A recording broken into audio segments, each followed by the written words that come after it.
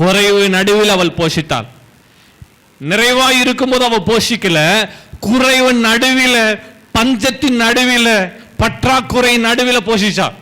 உங்களுக்கு காசு பணம் இல்லை, இது நடுவில் என்னப்பா அது காசு இல்லையே, ஐயோ போயிட்டு அடுத்த மாசம் வர சொல்லவே இல்லை.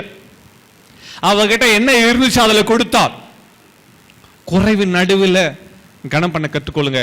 குறைவு நடுவில் கத்தர் உங்ககிட்ட யாராவது அனுப்புறார், ஏன் தெரியுமா? உங்கள் குறைவை நிறைவாக்கும்படி தான் கத்தர் அனுப்புறார். அந்த ரகசியத்தை விரைஞ்சு கொண்டு வர. அல்லேலூயா. ஏழை விதவை ஆண்டவருக்கு கொடுத்தாள். அந்த ஏழை விதவை ஆண்டவர் கொடுத்தா. எப்படி கொடுத்தா தெரியுமா? அவகிட்ட நிறைய ஐஸ்வர்யம், பேங்க் பேலன்ஸ் பயங்கரமா வச்சுட்டு அவ கொடுக்கல. ஒரு ஏழை விதவை 2 காசு, அந்த 2 காசு தான் அவங்க கிட்ட இருந்த கடைசி காசு, வேற பணமே இல்லை. ஒரு பணத்தை எனக்கு வச்சுக்க போறேன், ஒரு பணத்தை ஆண்டவர் கொடுக்க போறேன், அப்படி அவ யோசிக்கல. என்ன பண்ணா, என்கிட்ட இருக்கிற 2 பணம், அந்த 2 பணத்தை ஆண்டவர் கொடுக்க போகிறேன். உங்களுக்கு தெரியுமா, நீங்க எந்த நெருக்கத்துல எவ்வளோ லாஸ்டா லீஸ்டா இருக்கலாம், அது நடுவில் மனமோந்து கொடுக்கணும். சாப்பாடாலும் சரி, கத்தருக்கு ஏதாவது வந்தாலும் சரி, நீங்க மனமோ கொடுக்கும் போது கத்தர் உங்களை கனம் பண்ணுகிறார். ஒரு ஆமை அவள் போஷித்தாள்.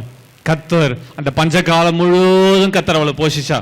மாவும் குறையில, எண்ணெயும் குறையில, எல்லாம் குறைவில்லாம கத்தர் நடத்துறார். ஆமை.